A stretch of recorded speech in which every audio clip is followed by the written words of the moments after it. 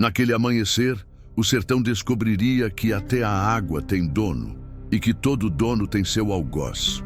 O estalo seco dos ossos quebrados rasgou a manhã do sertão como um trovão sem chuva. José das Chagas, pai de 5 filhos pequenos, jazia no chão vermelho de sangue e poeira, enquanto os cascos dos bois ainda fumegavam no calor que já queimava às 6 da manhã. O homem havia apenas pedido um pouco d'água para a filha de 3 anos, que definhava de febre e sede há 2 dias. Do alto da varanda sombreada de sua casa grande, o coronel Teodósio Carneiro da Silva observava a cena com a mesma frieza com que assistiria ao abate de um boi magro. Um sorriso cruel se desenhava em seu rosto queimado de sol enquanto ajeitava o charuto cubano entre os dentes amarelados. "Cabra desgraçado pedindo esmola d'água", gritou para seus jagunços que riam da desgraça alheia. "Água aqui é minha, e quem não gosta pode ir beber a própria urina."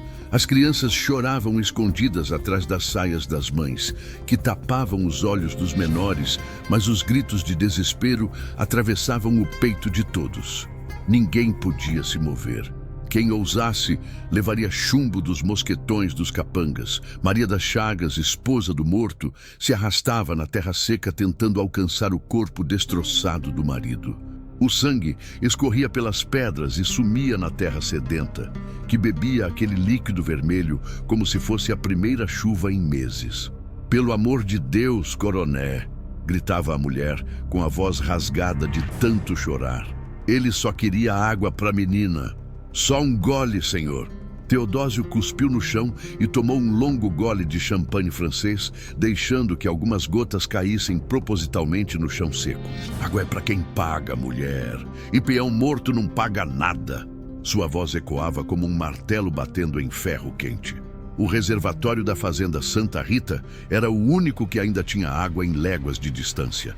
Durante a pior seca que o sertão conhecera em 50 anos, quando até os mandacaros murchavam de sede, o coronel havia mandado construir uma cerca de arame farpado em volta da água, colocando 3 jagunços armados para vigiar dia e noite. Capitão Juvenal Machado, braço direito do coronel, um homem de olhar gelado e cicatriz atravessando todo o rosto esquerdo, cuspia tabaco mascado na direção das famílias famintas. "Coroné, essa gentalha tá ficando atrevida demais. Ontem foi o velho Antônio pedindo água pro gado. Hoje é esse cabra. Amanhã vão querer tomar conta da fazenda", dizia enquanto acariciava o cabo da garrucha. "Tem razão, Juvenal. Peão é que nem mato daninho. Deixa crescer, toma conta de tudo", respondeu Teodósio, derramando mais champanhe no chão propositalmente. Tenente Sebastião, um homem baixo e gordo, com bigode grisalho e olhos pequenos como os de um porco, se aproximou correndo da varanda. "As ordens, coroné. Manda espalhar a notícia. Quem vier aqui pedindo água vai acabar que nem esse aí", apontou para o corpo de José das Chagas. "E se trouxer criança chorando, a surra vai ser em dobro." As risadas dos jagunços ecoavam pela caatinga seca, misturando-se com os gemidos de dor e desespero das famílias que assistiam à brutalidade. O sol escaldante do sertão parecia aprovar a crueldade, queimando ainda mais forte sobre as cabeças descobertas dos pobres. Maria das Chagas conseguiu finalmente chegar até o marido. O homem ainda respirava, mas o sangue escorria de sua boca entreaberta. Com as últimas forças, sussurrou: "Maria, a menina, busca o padre Antônio. Ele sabe." Onde a palavra morreu em sua garganta junto com sua vida. Maria das Chagas abraçou o corpo ensanguentado e soltou um grito que cortou o ar como uma navalha afiada. Era um som que parecia vir do fundo da terra, da própria alma do sertão sofrido. Do outro lado da cerca de arame, a água limpa e fresca brilhava sob o sol como uma provocação divina. Milhares de litros de água potável descansavam no reservatório, enquanto a 20 metros de distância, famílias inteiras definhavam de sede. Padre Antônio das Chagas, irmão do morto e homem respeitado por todo o sertão, observava a cena à distância, montado em seu jumento velho. Suas mãos tremiam de revolta e seus olhos azuis, desbotados pela idade, se encheram de uma determinação que não sentia há décadas. Aos 70 anos de idade, o velho padre conhecia bem as histórias do sertão. Sabia de um homem que não se dobrava diante de coronel, por mais poderoso que fosse. Um homem que fazia a justiça do povo quando a justiça dos ricos falhava. Um homem cujo nome era sussurrado com respeito e medo nos 4 cantos do Nordeste. Virgulino, murmurou para si mesmo enquanto virava as costas para a fazenda Santa Rita. Só tu pode acabar com essa desgraceira. O sol estava alto quando o padre partiu em busca do rei do cangaço. Atrás dele, a poeira vermelha subia em pequenas nuvens, como se a própria terra estivesse chorando lágrimas de sangue.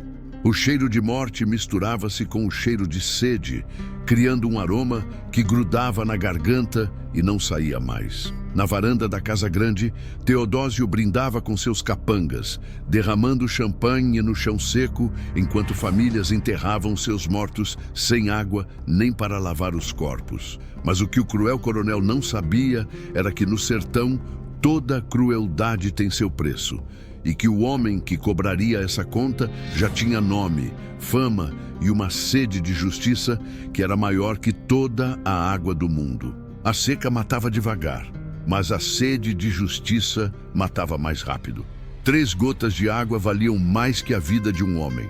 Lampião mudaria essa matemática da crueldade. O jumento do padre Antônio das Chagas levantava pequenas nuvens de poeira vermelha enquanto cortava a caatinga seca em direção à Serra do Raso. O velho religioso havia cavalgado por 2 dias e 2 noites, parando apenas para descansar o animal e tomar um gole da pouca água que carregava no cantil de couro rachado. Suas mãos calejadas seguravam as rédeas com a determinação de quem havia encontrado um propósito maior que sua própria vida. Aos 70 anos, nunca havia buscado a violência, mas sabia que algumas injustiças só se corrigiam com o fio da navalha. Na vila de Água Branca, parou diante de uma bodega onde 3 homens bebiam cachaça da terra na sombra escassa de um juazeiro meio morto. Seus olhos experientes logo identificaram as marcas características: gibões de couro curtido, alpercatas reforçadas, cartucheiras atravessadas no peito e, principalmente, aquele olhar afiado de quem vivia sempre alerta. "Boa tarde, meus irmãos", cumprimentou, descendo do jumento com dificuldade. O mais alto dos 3, um homem moreno de bigode cerrado e cicatriz na testa, respondeu sem tirar a mão do cabo da peixeira. "Boa tarde, padre. O que anda fazendo nestas bandas? Procurando um homem que diz que a justiça dos poderosos não vale nada quando se trata de defender os fracos." Os 3 se entreolharam. Era uma descrição que só podia se referir a uma pessoa no sertão inteiro. E que justiça é essa que o padre está procurando? Antônio das Chagas olhou diretamente nos olhos do cangaceiro. A que cobra com sangue quando coroné mata peão de sede e ainda ri da desgraça. O homem da cicatriz cuspiu no chão e fez um sinal quase imperceptível para os companheiros. "Sou Volta Seca e esses aqui são Jararaca e Zé Sereno. Se o padre está falando do que eu estou pensando, então o senhor vai querer conversar com o capitão." "O capitão?" "Virgulino Ferreira, mas o sertão todo conhece ele por outro nome." O coração do velho padre acelerou. Havia encontrado homens de Lampião. A gruta na Serra do Raso estava escondida entre pedras gigantescas que pareciam ter sido colocadas ali pelas mãos de Deus para proteger quem precisava se esconder do mundo. Quando Volta Seca conduziu o padre até a entrada, o sol já estava se pondo, tingindo o céu de vermelho como se fosse uma profecia de sangue. Lampião estava sentado numa pedra lisa, afiando sua peixeira com uma pedra de amolar. O som do metal contra a rocha ecoava pela gruta como uma música sinistra. Maria Bonita preparava café numa panela de ferro sobre uma fogueira pequena, mas seus olhos observavam cada movimento do visitante. Virgulino Ferreira da Silva levantou os olhos quando o padre se aproximou. Era um homem de estatura mediana, mas que irradiava uma autoridade natural, que fazia até homens grandes se curvarem. Seus olhos claros pareciam enxergar além da superfície das coisas, direto na alma de quem estava diante dele. Padre Antônio das Chagas, disse sem precisar de apresentações. O sertão é grande, mas as notícias correm ligeiro. Seu irmão José era homem bom. O velho religioso se ajoelhou na terra batida, não por submissão, mas por respeito. Capitão Virgulino, vim pedir sua justiça. O coronel Teodósio Carneiro da Silva matou meu irmão por um gole d'água. E não foi só ele. São dezenas de famílias morrendo de sede enquanto o miserável desperdiça champanhe no chão. Lampião parou de afiar a peixeira e cravou os olhos no padre. Me conte tudo, velho. Cada detalhe, cada nome, cada crueldade. Durante 1 hora, Padre Antônio narrou os horrores da fazenda Santa Rita. Falou das crianças que bebiam lama, dos velhos que definhavam como gravetos secos, das mães que ofereciam seus próprios corpos em troca de um pouco d'água para os filhos. Falou do reservatório cercado, dos jagunços que zombavam, do champanhe desperdiçado. A cada palavra, a expressão de Lampião se tornava mais sombria. Maria Bonita havia parado de mexer o café e escutava com os punhos cerrados. Os demais cangaceiros se aproximaram em silêncio, formando um círculo em volta do padre. Quando o relato terminou, o silêncio na gruta era pesado como chumbo derretido. Lampião se levantou devagar, guardou a peixeira na bainha e caminhou até a entrada da gruta.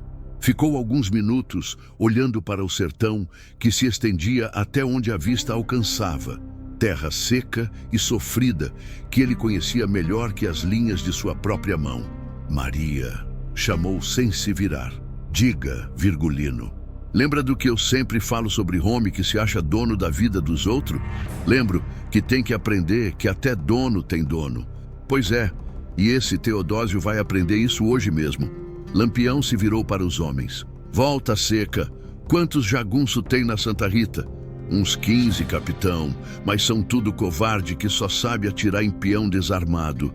Jararaca, qual o melhor caminho para chegar lá sem ser visto? Tem uma vereda que passa por trás da serra, capitão. Dá para cercar a Casa Grande pelos lados. Zé Sereno, as famílias do povoado vão ajudar ou atrapalhar? Vão ajudar, capitão. Tão tudo revoltado com a crueldade do coronel.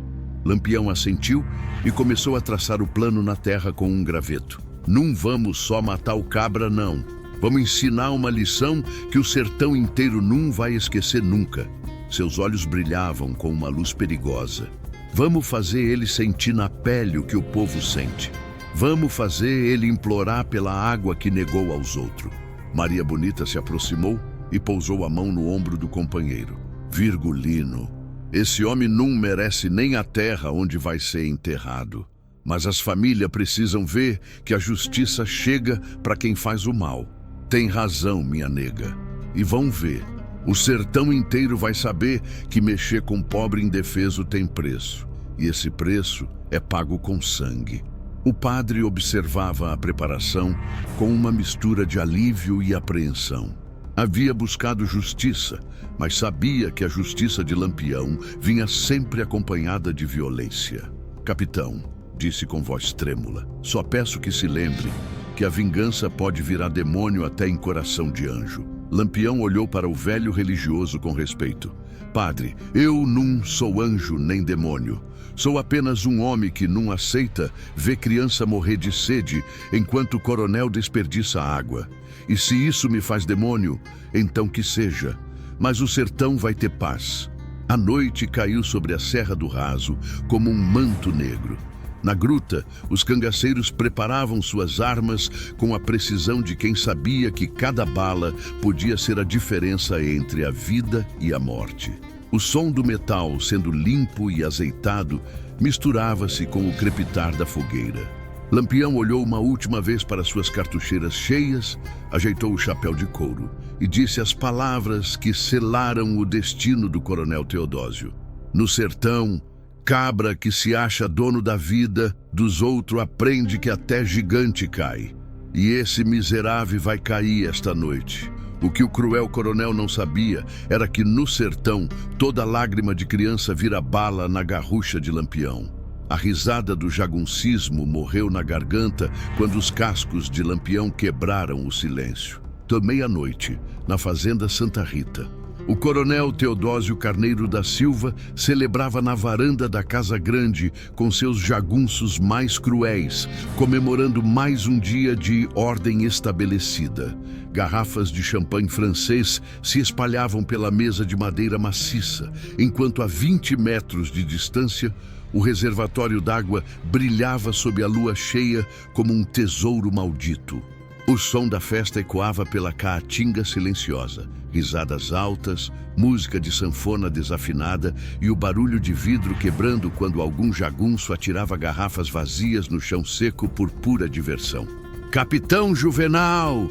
gritou Teodósio, já embriagado pela bebida e pela sensação de poder absoluto. Conta aquela da mulher que pediu água para o filho morto. Juvenal Machado, com sua cicatriz atravessando o rosto como uma marca do diabo, se levantou cambaleando e imitou a voz chorosa de uma mãe desesperada. "Ai, coroné, só um golinho para molhar a boca do meu menino defunto." Todos explodiram em gargalhadas cruéis. E eu respondi: "Mulher, morto não bebe água, bebe a terra." As risadas dos jagunços se misturavam com o som de mais champanhe sendo desperdiçado propositalmente no chão. Para eles, aquela era a maior diversão.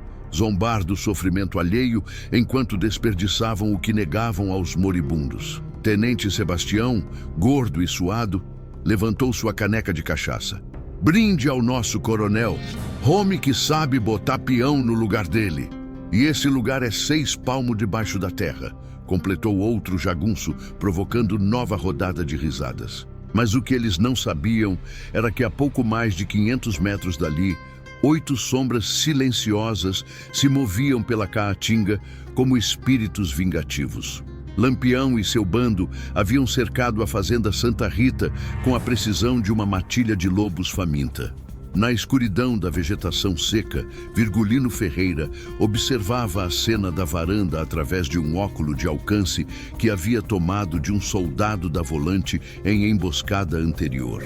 Seus olhos claros brilhavam com uma fúria controlada que seus homens conheciam bem.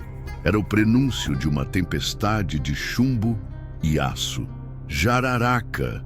sussurrou para o cangaceiro ao seu lado. "Conta quantos cabra tem na varanda." 8, capitão. Tudo bebendo que nem porco no coxo. E na guarda do açude, 3 jagunço, mas estão cochilando." A bebida chegou até eles. Lampião sorriu um sorriso que não chegava aos olhos. "Cabra bêbado é cabra morto." Virou-se para Maria Bonita, que verificava as cartucheiras com a precisão de uma profissional. "Minha nega, você fica com Zé Sereno cercando a casa pelos fundos. Se algum covarde tentar fugir, vocês sabem o que fazer." "Sei sim, Virgulino. Rato não foge do gato quando o gato conhece todos os buracos." Volta Seca se aproximou, rastejando pela vegetação. "Capitão, as famílias do povoado estão tudo escondida como o senhor mandou, e avisaram que tem mais 3 jagunço dormindo na senzala." "Bom, menos testemunha, melhor para o nosso serviço." Lampião ajeitou o chapéu de couro e verificou sua peixeira pela última vez. "Lembre-se, o coronel é meu. Os outros podem dividir entre vocês. Mas eu quero esse miserável vivo para ele sentir o gosto da sede." Na varanda, Teodósio havia mandado buscar mais champanhe na adega. Seus passos cambaleantes e sua voz pastosa denunciavam o estado de embriaguez completa. Era exatamente como Lampião havia previsto. Homens cruéis eram sempre descuidados, porque acreditavam que o medo que espalhavam os protegeria para sempre. "Capitão Juvenal!" berrou o coronel. "Amanhã quero que você dê uma volta pelo povoado. Se vê alguma criança gorda demais, é porque estão arrumando água escondido. E criança mentirosa apanha que nem gente grande. Pode deixar, coroné. Vou ensinar esses cabra a respeitar o senhor da terra." Foi nesse momento que Lampião se ergueu da vegetação como uma aparição surgida do próprio inferno. Seu gibão de couro curtido brilhava sob a lua. As cartucheiras cruzadas no peito pareciam duas cobras venenosas, e a peixeira em sua mão direita refletia a luz lunar como um pedaço da própria morte. "Boa noite, coroné", disse com voz calma, mas que cortava o ar como uma navalha. O silêncio que se abateu sobre a varanda foi mais ensurdecedor que qualquer grito. As garrafas pararam no ar, as risadas morreram nas gargantas, e até o vento pareceu ter parado de soprar. Teodósio demorou alguns segundos para processar o que via. Quando finalmente compreendeu, sua face ficou pálida como a de um defunto. "Virgulino Ferreira", o mesmo, mas o sertão me conhece por outro nome. Os jagunços tentaram alcançar suas armas, mas descobriram que estavam cercados. Volta Seca emergiu da escuridão à esquerda da varanda, Jararaca à direita, e outros cangaceiros surgiram de todos os lados como demônios convocados pela injustiça. "Não façam nenhum movimento brusco", disse Lampião, ainda com a mesma calma mortal. "Senão a festa acaba antes da hora." Capitão Juvenal, mesmo bêbado, tentou sacar a garrucha. "Coroné, são só 8 cabra. Nós somos mais." Lampião sorriu. "Cabra Juvenal, você tá certo. Vocês são mais. Mas eu sou Lampião." O tiro de Volta Seca acertou a mão de Juvenal antes que ele conseguisse completar o movimento. O grito de dor ecoou pela caatinga, acompanhado do som da garrucha caindo no chão de madeira da varanda. "Agora sim podemos conversar como gente civilizada", disse Lampião, subindo os degraus da varanda com a tranquilidade de quem estava visitando amigos. Teodósio recuou até encostar na parede da casa grande. O que você quer, Lampião?" "Justiça, coroné. Coisa simples." Virgulino parou a poucos metros do homem mais poderoso da região e o olhou diretamente nos olhos. "Você matou um homem bom por um gole d'água. Deixou criança beber lama enquanto desperdiçava champanhe. Riu da desgraça de mãe chorando filho morto. Eu posso pagar. Tenho ouro, tenho terra, tenho gado." Lampião negou com a cabeça. "Coroné, você pode ser dono da terra, mas não é dono da vida de ninguém, não. E hoje você vai aprender que até quem se acha grande tem que prestar conta." Maria Bonita apareceu na varanda acompanhada de Zé Sereno, trazendo cordas para amarrar os jagunços capturados. "Virgulino, achei mais 2 covardes tentando fugir pelos fundos." Zé Sereno resolveu a situação. "Bom trabalho, minha nega." Lampião se virou para Teodósio. "Coroné, você tem 2 escolhas. Pode morrer rápido como homem ou devagar como o bicho que é. A decisão é sua." Teodósio caiu de joelhos, todas as suas certezas de poder absoluto desmoronando como castelo de areia. "Piedade, Lampião. Eu posso mudar. Posso dar água pro povo." "Piedade?" A voz de Lampião se tornou gelada como metal no inverno. "Onde estava sua piedade quando José das Chagas pediu água para a filha de 3 anos? Onde estava quando você mandou pisotear o Rome até a morte?" O rei do cangaço se aproximou mais do coronel ajoelhado. "Cabra que zomba de pobre morrendo de sede vai conhecer o gosto do próprio sangue, e você vai conhecer hoje." Os gritos que se seguiram ecoaram pela caatinga até o amanhecer, mas não eram gritos de inocentes pedindo piedade. Eram os gritos de quem havia negado piedade aos outros, e agora descobria que no sertão toda crueldade tem seu preço. No sertão a sede mata, mas a sede de justiça mata mais rápido. No sertão, quem planta crueldade colhe morte, e você plantou demais. O amanhecer chegou à fazenda Santa Rita, trazendo uma atmosfera que o sertão nunca havia presenciado. O coronel Teodósio Carneiro da Silva, que por décadas havia sido o senhor absoluto de vidas e mortes, agora estava amarrado a uma cadeira no centro de sua própria varanda, rodeado pelos corpos dos jagunços que confiavam em sua proteção. Lampião havia passado a noite executando uma justiça meticulosa e implacável. Cada jagunço havia morrido de uma forma que espelhava suas próprias crueldades. Capitão Juvenal foi afogado lentamente em um barril cheio da mesma água lodosa que obrigava as famílias a beber. Tenente Sebastião morreu com a garganta cortada depois de zombar pela última vez do sofrimento alheio. Os demais capangas foram eliminados um por um, seus gritos ecoando pela caatinga como um lamento final do próprio mal. Agora, com o sol nascente tingindo o céu de vermelho sangue, apenas Teodósio permanecia vivo, forçado a contemplar as consequências de uma vida inteira dedicada à crueldade sistemática. Maria Bonita se aproximou carregando um cantil meio vazio. A mesma quantidade de água que José das Chagas havia pedido para sua filha moribunda. Virgulino, aqui está a medida exata, meio cantil. Foi isso que custou a vida de um homem bom.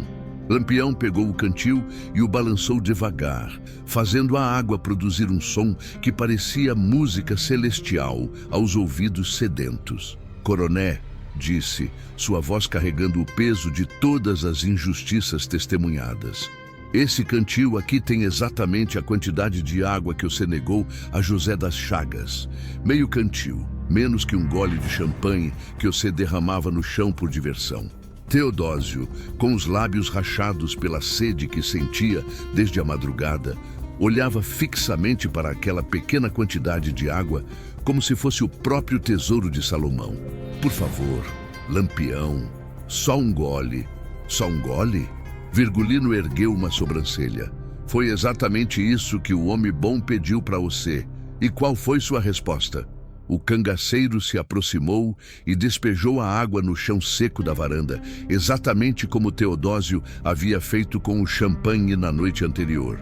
O líquido se espalhou pela madeira e sumiu entre as frestas, cada gota perdida arrancando um gemido de desespero da garganta do coronel. Assim como você fez com a bebida francesa, enquanto criança morria de sede.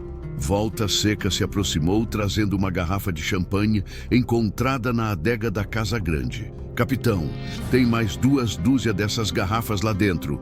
Tudo francês caro. Traga todas aqui, Volta Seca. O coroné vai assistir ao próprio desperdício. Durante a hora seguinte, Lampião e seus homens quebraram sistematicamente cada garrafa de bebida cara encontrada na fazenda, derramando o líquido dourado no chão enquanto Teodósio assistia em agonia crescente. O simbolismo era brutal e preciso. O homem que havia desperdiçado recursos vitais por sadismo agora contemplava o desperdício de seus próprios tesouros. Cada gota que cai no chão, disse Lampião, quebrando outra garrafa, é uma lágrima de criança que você fez chorar de sede. Jararaca trouxe notícias do povoado. Capitão, as famílias já chegaram. Querem ver a justiça sendo feita.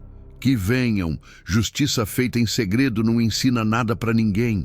Logo, a varanda da Casa Grande estava cercada por dezenas de pessoas que haviam sofrido sob a tirania de Teodósio. Mães carregando crianças esqueleticamente magras, velhos curvados pela sede e pelo desespero, jovens com olhos que haviam perdido toda a esperança. Todos vieram testemunhar o fim do homem que havia transformado suas vidas em um inferno terrestre. Maria das Chagas, viúva de José, se aproximou carregando a filha de 3 anos. A mesma criança para quem o pai havia pedido água antes de morrer pisoteado. Essa é ela, disse com voz embargada. A menina que meu José queria salvar. Lampião olhou para a criança esquelética, seus olhos grandes e fundos, refletindo uma sabedoria prematura nascida do sofrimento.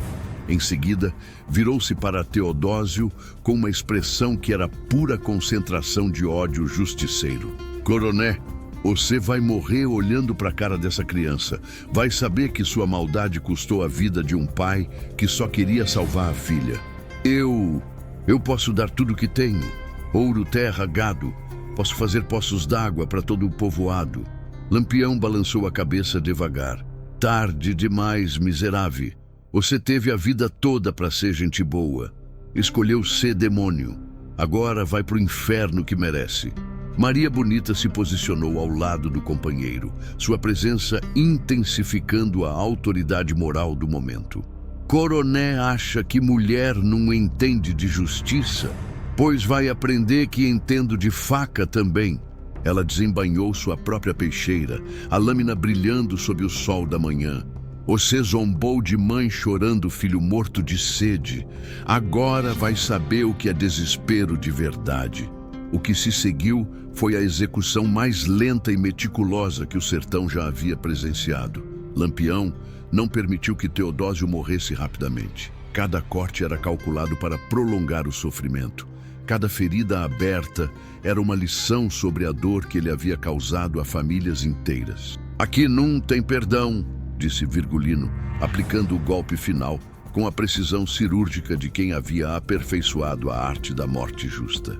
O último suspiro do coronel Teodósio Carneiro da Silva foi acompanhado pelo som de crianças finalmente bebendo água limpa e fresca. Zé Sereno e os demais cangaceiros haviam derrubado a cerca que protegia o reservatório, permitindo que o povo sedento finalmente saciasse sua sede mortal. O contraste era poeticamente brutal. Enquanto o tirano morria em agonia, a vida retornava às famílias que ele havia condenado ao sofrimento. A água que havia sido instrumento de poder e opressão voltava a ser o que sempre deveria ter sido. Um direito natural de todos os seres vivos. Padre Antônio das Chagas, que havia testemunhado toda a execução, se ajoelhou ao lado do corpo de Teodósio e murmurou uma oração não pela alma do morto, mas pelas almas que ele havia destruído em vida.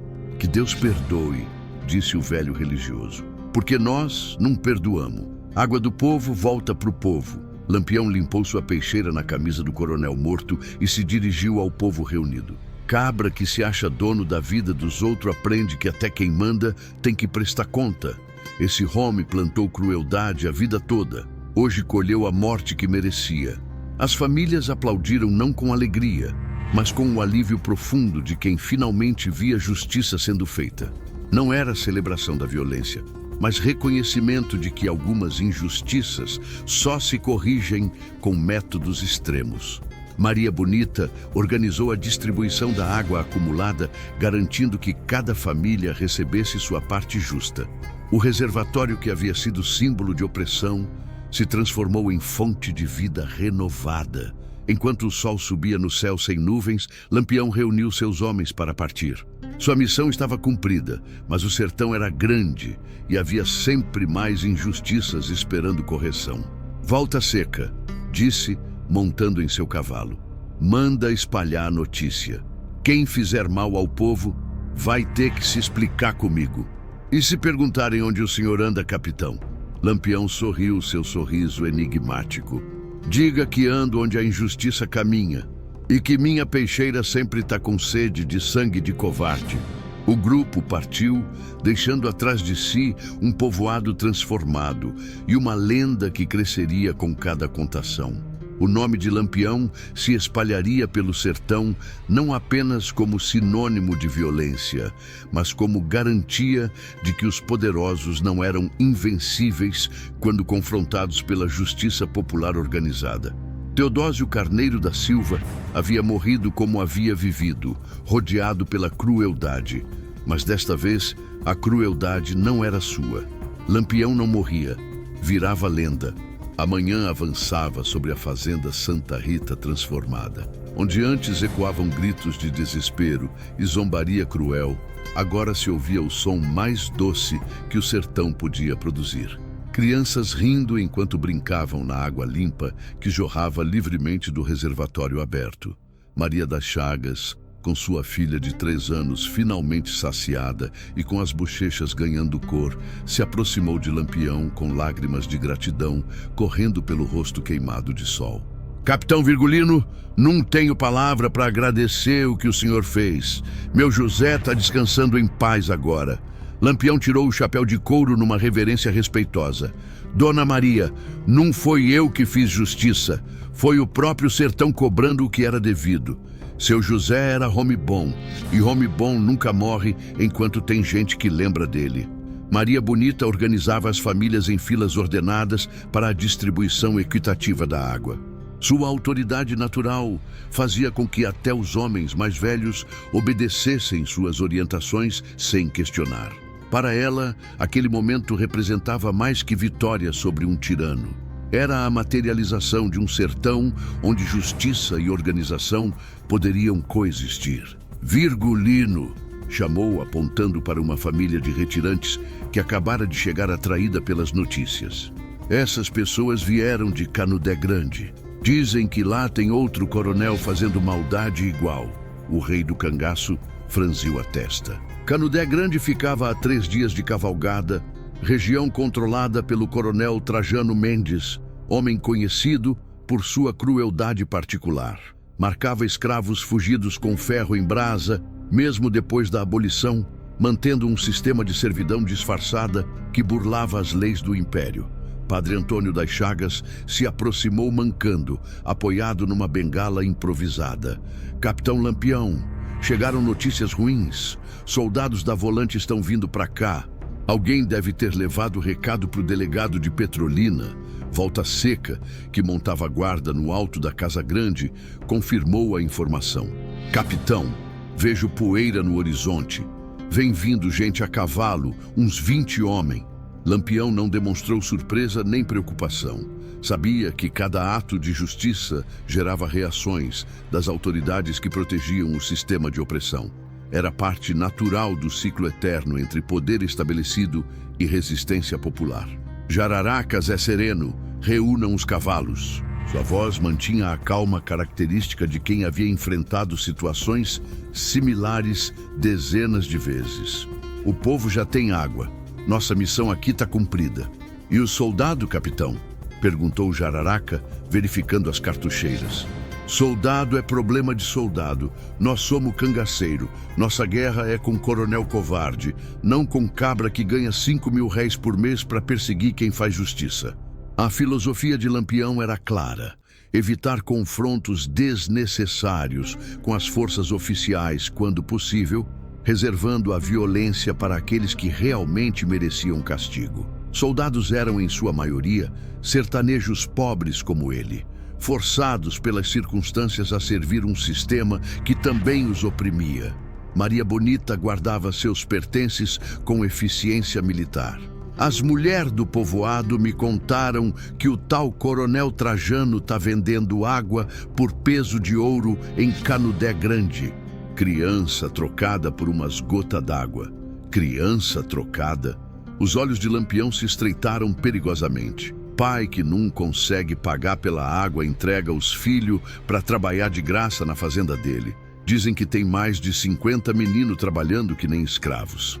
A informação despertou em Virgulino Ferreira uma fúria ainda maior que a sentida pelos crimes de Teodósio. Mexer com criança era atravessar uma linha que nem o mais cruel dos coronéis deveria ousar cruzar. Volta Seca, disse ajustando as cartucheiras. Que direção fica Canudé Grande? Sudeste, capitão. 3 dias de cavalgada bem puxada. Então vamos conhecer esse coronel Trajano. O grupo se preparava para partir quando chegaram os primeiros soldados da Volante. Eram homens jovens, mal armados e claramente nervosos diante da perspectiva de enfrentar o lendário Lampião. O sargento que os comandava, um mulato alto de bigode grisalho, parou a tropa à distância respeitosa e gritou: Virgulino Ferreira, em nome da lei, se entregue. Lampião riu uma risada que ecoou pela caatinga. Sargento, a lei que o senhor representa protege homem que mata criança de sede e tortura pobre por diversão. Essa lei não me serve. Tem ordem de prisão contra o senhor. E eu tenho ordem de Deus para fazer justiça onde a lei dos homens falha. O impasse se prolongou por alguns minutos. Os soldados não tinham coragem de atacar. E Lampião não via necessidade de eliminar homens que apenas cumpriam ordens. Finalmente, o rei do cangaço encontrou a solução diplomática. Sargento! Gritou. Leve esse recado para o seu delegado. Virgulino Ferreira não mata soldado que não mata pobre. Mas se vierem atrás de mim para proteger coronel assassino, aí a conversa muda de figura. Sem esperar resposta, Lampião e seu bando partiram em direção sudeste. levantando uma nuvem de poeira vermelha que logo os engoliu na vastidão da caatinga. Os soldados permaneceram parados, aliviados por não terem precisado testar sua coragem contra o homem mais temido do sertão. No povoado, as famílias continuavam bebendo água limpa enquanto comentavam os acontecimentos da noite. Para elas, Lampião não era bandido, era instrumento da justiça divina, enviado para corrigir as maldades que as autoridades permitiam ou incentivavam. Padre Antônio das Chagas reuniu o povo em volta do reservatório para uma bênção especial. Meus irmãos, essa água hoje é livre, porque homens corajosos arriscaram a vida para defender os fracos. Lembrem-se sempre, Num foi a violência que trouxe justiça, foi a justiça que trouxe violência. As palavras do velho religioso ecoaram pelos corações agradecidos. Todos compreendiam que haviam testemunhado algo maior que vingança pessoal. Haviam visto o nascimento de uma lenda que se espalharia por todo o Nordeste. Enquanto isso, cavalgando em direção a Canudé Grande, Lampião traçava mentalmente os planos para enfrentar Coronel Trajano Mendes. Maria Bonita cavalgava ao seu lado, observando a determinação crescente no rosto do companheiro. Virgulino, esse coronel que mexe com criança vai sofrer mais que o Teodósio? Muito mais, minha nega. Quem faz mal à criança Num merece nem ser chamado de gente. Seus olhos brilharam com uma luz perigosa. Trajano Mendes vai aprender que no sertão tem maldade que Num tem perdão. A cavalgada continuou sob o sol implacável, cada passada dos cavalos levando o grupo mais perto de um confronto que faria a execução de Teodósio parecer misericordiosa. O sertão aguardava mais um capítulo da lenda de Lampião. E desta vez, o inimigo havia cometido o pecado imperdoável, transformar crianças em escravos. Virgulino sabia que não havia descanso. O sertão tinha mais contas a acertar, e Lampião sabia que onde houvesse injustiça, ele faria sua marca. No sertão, a vingança nunca acaba, só muda de dono. 3 dias depois da execução na fazenda Santa Rita, o nome de Virgulino Ferreira havia se espalhado pelo sertão como rastilho de pólvora. Nas feiras de Petrolina, nos mercados de Juazeiro, nas capelas perdidas da Caatinga, a história se multiplicava e ganhava contornos épicos a cada nova contação. Lampião e seu bando cavalgavam pela manhã clara em direção a Canudé Grande, mas eram outros homens que partiam. A justiça executada contra Teodósio havia transformado o grupo de cangaceiros numa força que transcendia o banditismo comum. Eram agora representantes de uma ideia, símbolos vivos de que o poder dos coronéis não era absoluto nem eterno. Maria Bonita percebia a mudança no companheiro. Virgulino sempre fora determinado, mas agora carregava o peso de ser mais que um homem. Era a materialização da esperança de todo sertanejo oprimido. Virgulino, disse, ajeitando o lenço que protegia o rosto da poeira. Você tá mais calado que de costume. Tô pensando, minha nega. Pensando que a cada coronel que a gente derruba, aparece outros 3 para tomar o lugar. E isso te desanima? Lampião sorriu, mas era um sorriso carregado de melancolia. Não me desanima, não. Mas me faz entender que essa luta não tem fim. O sertão sempre vai precisar de alguém para enfrentar os poderosos que se acham dono da vida dos outros. Volta Seca, que cavalgava alguns metros à frente, sinalizou para o grupo parar. Apontou para uma pequena elevação onde um homem acenava desesperadamente. Capitão, tem alguém querendo conversar com nós. O homem que desceu a encosta correndo era magro como um galho seco, vestindo farrapos que um dia foram roupas decentes. Seus olhos fundos brilhavam com a intensidade de quem havia perdido tudo, mas ainda mantinha uma fagulha de esperança. Lampião! Gritou, se ajoelhando na terra vermelha. Pelo amor de Deus, me escute. Levante daí, Rome. Não precisa se ajoelhar para mim. Diga o que quer. Sou Manuel Severino, de Canudé Grande. Meu filho de 8 anos está nas mãos do coronel Trajano há 6 meses. As lágrimas corriam pelo rosto queimado de sol. O desgraçado disse que se eu não pagasse 200.000 réis pela água, ia ficar com o menino para sempre. Jararaca cuspiu no chão com nojo. 200.000 réis? Isso é salário de 2 anos de um vaqueiro. Pois é, continuou Manuel. E não é só meu filho, não. Tem mais de 30 crianças trabalhando na fazenda dele, que nem bichos. Menina de 5 anos carregando lata d'água que pesa mais que ela própria. Maria Bonita sentiu a raiva subir como bile na garganta. Virgulino, esse demônio precisa morrer hoje mesmo? Lampião desceu do cavalo e pousou a mão no ombro do homem desesperado. Manuel, seu filho vai voltar para casa e o coronel Trajano vai pagar por cada lágrima que essas crianças derramaram. Mas, capitão, dizem que ele tem mais de 50 jagunços armados e eu tenho algo que jagunço não tem. Razão para lutar. Virgulino remontou seu cavalo. Cabra que defende maldade é covarde por natureza. Cabra que defende justiça vale por 10. O grupo retomou a cavalgada com intensidade renovada. A informação sobre a escravização infantil havia acendido uma fúria controlada em todos os cangaceiros. Até os mais endurecidos pela vida violenta do sertão não conseguiam aceitar crueldade dirigida contra crianças indefesas. Zé Sereno, conhecido por sua frieza em combate, comentou: Capitão, se esse coronel está fazendo o que o homem disse, ele não merece nem julgamento. Merece é morte lenta e dolorosa. Vai ter, Zé Sereno, vai ter. Conforme se aproximavam de Canudé Grande, começaram a encontrar evidências da tirania de Trajano Mendes. Famílias inteiras vagavam pelas estradas como fantasmas, carregando trouxas miseráveis e crianças esqueléticas. Quando viam Lampião e seus homens, alguns fugiam apavorados, outros se aproximavam com esperança desesperada. Uma velha, curvada pela idade e pelo sofrimento, se dirigiu a Maria Bonita. Moça, vocês são os cangaceiros que mataram o coronel Teodósio? Somos sim, vó. Por quê? Porque se são, então minha neta pode voltar para casa. Faz 4 meses que o maldito do Trajano levou ela para a fazenda. Disse que ia ensinar ela a trabalhar na Casa Grande, mas eu sei que é mentira. Maria Bonita trocou um olhar significativo com Lampião. A situação em Canudé Grande era ainda pior do que haviam imaginado. Vó, quantas crianças o coronel levou? Mais de 50, filha. Menino, menina, tudo entre 5 e 12 anos. Os pais não podem fazer nada porque ele tem os jagunço e nós não temos nem facão para nos defender.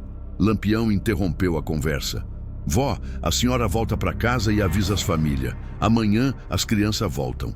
E o coronel Trajano não vai mais fazer mal a ninguém. A certeza na voz do rei do cangaço fez os olhos da velha se encherem de lágrimas de alívio. Pela primeira vez em meses, havia esperança real de justiça. Quando o sol começou a se pôr, o grupo havia estabelecido acampamento numa grota escondida a poucos quilômetros da fazenda de Trajano. A estratégia estava sendo planejada meticulosamente. Não era apenas uma questão de eliminar outro coronel cruel, mas de resgatar dezenas de crianças sem colocá-las em perigo durante o confronto. Maria, disse Lampião, verificando suas armas pela última vez. Amanhã vai ser diferente de Santa Rita. Lá era só matar um homem mau. Aqui, nós temos que salvar a vida inocente. Eu sei, Virgulino, mas se alguém pode fazer isso, é você. Não é só eu, não. É nós. Todos nós. Ele olhou para seus homens com orgulho. Volta, Seca, Jararaca, Zé Sereno. Vocês não são apenas cangaceiro. Vocês são a esperança do sertão andando de peixeira na mão. Na fogueira pequena que aquecia o grupo, cada homem refletia sobre o significado de suas ações. Não eram mais apenas fugitivos da lei ou vingadores pessoais.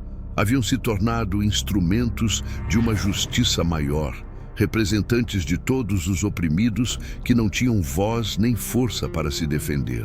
Manuel Severino, que havia guiado o grupo até ali, olhava para Lampião com a reverência reservada aos santos. Capitão, quando meu filho nasceu, pensei em que tipo de mundo ia deixar para ele.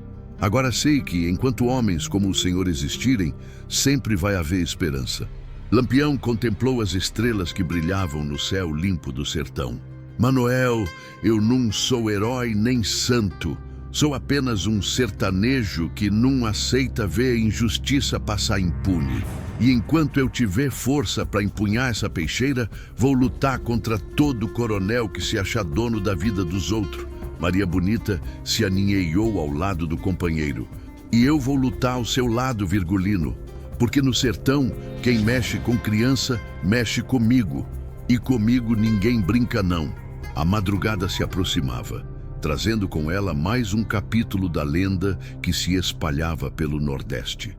Lampião havia se tornado maior que um homem. Era agora símbolo vivo de que a justiça, mesmo quando negada pelas leis dos poderosos, encontraria sempre um caminho para se manifestar.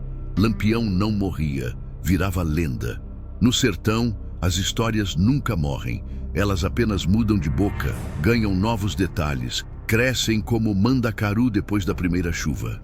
A história de Lampião e a sede da justiça se espalhou por todo o Nordeste, carregada pelo vento quente da caatinga e pela voz dos cantadores.